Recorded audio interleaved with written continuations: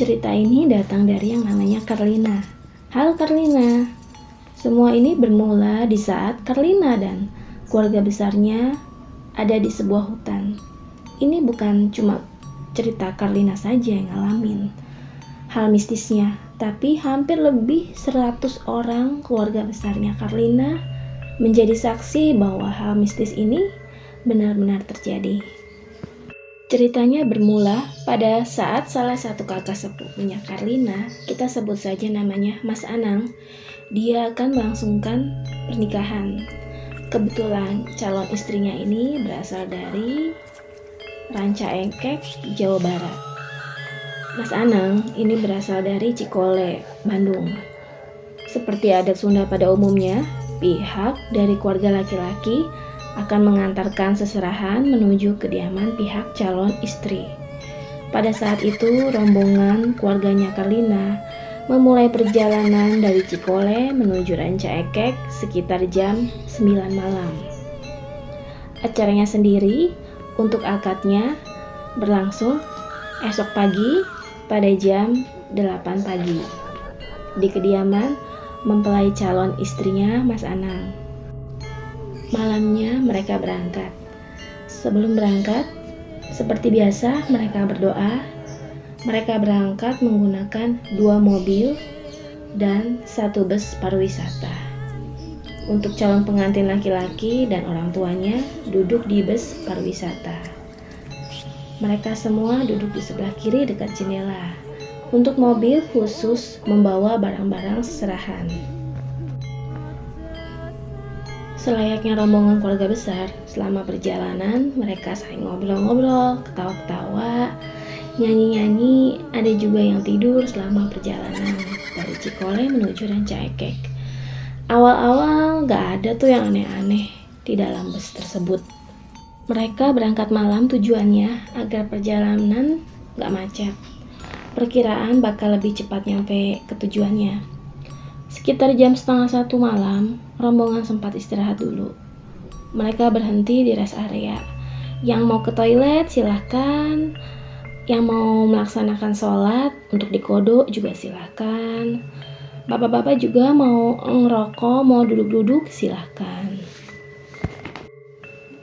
Setelah setengah jam istirahat, mereka pun melanjutkan perjalanan menuju ke lokasi calon mempelai perempuan.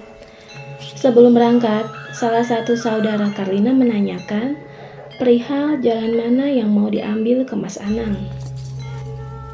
Kebetulan di depan mereka itu ada 2 jalan bercabang, mau ke kiri atau ke kanan. Karena sebenarnya kedua jalan itu bisa dilewati untuk menuju ke lokasi pernikahan. Katanya lebih cepat lewat jalur kanan. Kata Mas Anang, kalau jalur kanan biasanya dia kalau main ke rumah selalu lewat jalur tersebut. Mereka pun akhirnya lewat jalan kanan dan ternyata masuk ke jalan terpencil dan juga merupakan jalan alternatif. Jalannya sepi sekali di sana. Jarak rumah dengan rumah lainnya lumayan jauh dan banyak kebun serta hutan. Penerangan jalan di sana nggak ada sama sekali, kecuali lampu di rumah warga setempat, dan itu pun juga agak remang-remang.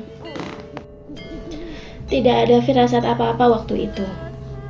Keluarga Carlina semua menikmati perjalanan. Waktu pun berlalu. Wanita yang ada di posisi pinggir kiri jalan melihat pemandangan keluar, dan yang dilihat selama perjalanan hanya hutan yang gelap dan sunyi. Sepanjang juga Carlina melihat ke hutan. Tiba-tiba Om Carlina yang duduk di bagian depan bus bilang kalau tadi dia melihat ada seorang di dalam hutan. Yang artinya masih ada orang di jam segini. Sontak semua rombongan langsung menoleh ke arah kaca yang kebetulan ada di sebelah kiri. Mereka penasaran.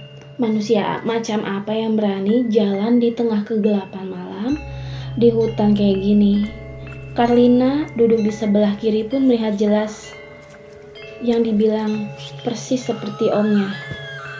Dan betul, ada orang yang lagi berjalan di luar.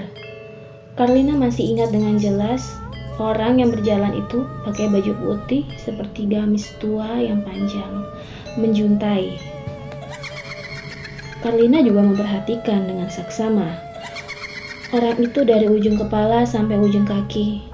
Wanita atau pria, Karlina tidak tahu. Dan anehnya, kenapa saat dia jalan, kayak berjalan tapi tidak ada lekukannya. Jadi seperti terbang.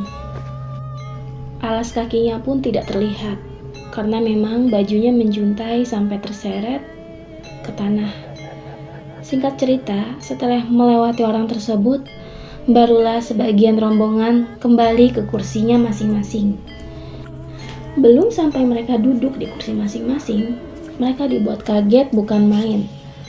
Semua rombongan teriak, karena melihat orang yang tadi di belakang sudah ada di depan iring-iringan bus. Pada waktu itu, seingat Karlina, jalannya itu berbelok-belok. Tapi bukan jalanan yang lurus. Mereka syok dan melihat ke belakang, memastikan lagi. Pas mereka melihat ke belakang, yang mereka lihat cuma jalanan gelap aja. Nggak ada orang itu lagi. Jalanan lurus dan bukan belok-belok. Semua rombongan segera baliklah ke kursi masing-masing. Semua pada ketakutan, ada yang menangis, ada yang juga berdoa, bahkan ada yang heboh cerita-cerita. Dan setelah sosok itu, ternyata masih ada lagi kesialan yang terjadi. Karlina dan rombongan keluarganya berusaha melewati jembatan yang berkali-kali sudah mereka lewati. Mereka seperti diputar-putar di daerah itu saja. Akhirnya, mereka melihat ada satu rumah yang lampunya masih menyala. Ayahnya Karlina berinisiatif untuk berhenti sebentar, buat minta tolong ke pemilik rumah. Karlina keluar dari bus dan langsung mencoba mengetuk pintu rumah tersebut. "Pak, Bu, permisi." Gak lama setelah ngetok pintu, ada yang bukain pintu. Yang bukain pintu laki-laki berumur 45 tahun, bapak-bapak gitu. "Ada keperluan apa, Dek?" Tanpa basa-basi, Karlina langsung ngomong, "Bapak mohon maaf, sepertinya saya dan keluarga lagi tersesat. Kalau boleh berkenan, Bapak tolong bantu kami tunjukkan ke jalan utama. Nanti saya akan berikan Bapak imbalan." Muka bapaknya tadi ketakutan waktu disuruh minta tolong dan langsung membanting pintu rumahnya. Bapak tadi gak mau membantu Karlina. Semua rombongan yang melihat kejadian hanya pasrah dan Karlina meminta semua keluarganya untuk tetap tenang dan berdoa kepada Allah Subhanahu wa Ta'ala untuk bisa membukakan jalan dan juga menolong mereka. Mereka pun melanjutkan perjalanan kembali. Tidak berapa lama, lagi-lagi mereka dikejutkan dengan sosok yang berjalan misterius. Setelah sosok itu mereka lewati, sampai akhirnya mereka menemukan satu jalan yang memiliki portal. 2 mobil kecil di depannya bisa ngelewatin portal itu. Bus pariwisata gak bisa ngelewati portal itu karena ukurannya lebih kecil dibandingkan ukuran bus. Jadi agak mustahil bisa ngelewatin portal. Semua perempuan di dalam bus menangis dan bapak-bapak terlihat lemas dan keringetan dingin. Bensin pun di bus sudah mulai sedikit. Cewek-cewek pada nangis, semua pada ketakutan. Istighfar dan berdoa, mereka memasrahkan segalanya kepada Allah Subhanahu wa Ta'ala. Dan tidak lama setelah mereka berdoa, tiba-tiba ada bus melaju menuju portal. Dan anehnya, bus itu bisa melewati portal itu dengan mulus. Semua keluarga di sana langsung gak bisa ngomong apa-apa. Heran dong. Ada salah satu di antara mereka yang nanya sama supir, Sopir, kenapa bus yang tadi bisa lewat portal?" Sopir jawab, "Saya juga gak tahu, Bu." Mereka pun melanjutkan perjalanan lagi. Mereka pun tetap berdoa selama perjalanan, dan tanpa disadari azan subuh sudah berkumandang. Dan gak lama setelahnya, mereka melihat ada janur kuning di masjid. Ternyata itulah lokasi mempelai wanita, dan ternyata mereka tuh udah melewati jalan itu puluhan kali, tapi mereka kayak ditutup penglihatannya. Penglihatan mereka disesatkan. Mereka dibuat muter-muter sampai kurang lebih 4 jam. Setelah kejadian itu, berceritalah sama keluarga pengantin wanita tentang apa yang mereka alami. Tapi pada saat itu, keluarga pengantin wanita terkesan tidak kaget, hanya senyum tipis saja. Keluarga mempelai wanita menjelaskan, jalanan yang mereka pilih memang jarang dijamah oleh orang-orang, apalagi orang luar. Karena di jalan itu pernah ada satu keluarga yang dibunuh oleh orang yang memiliki ilmu rawa rontek. Rawa rontek adalah ilmu kebal, kuat ditusuk dan gak bisa mati. Dan harusnya ketika kalian melewati sosok yang berjalan, bus atau mobil, berhenti sejenak untuk sekedar basa-basi. Mungkin bapak ibu terus berjalan, makanya si sosok tadi marah. Setelah mendengar penjelasan dari keluarga pengantin, keluarga Karlina hanya bisa terdiam dan menjadikannya sebuah pelajaran. Dan bersyukur keluarga Karlina bisa sampai selamat di kediaman calon mempelai pengantin.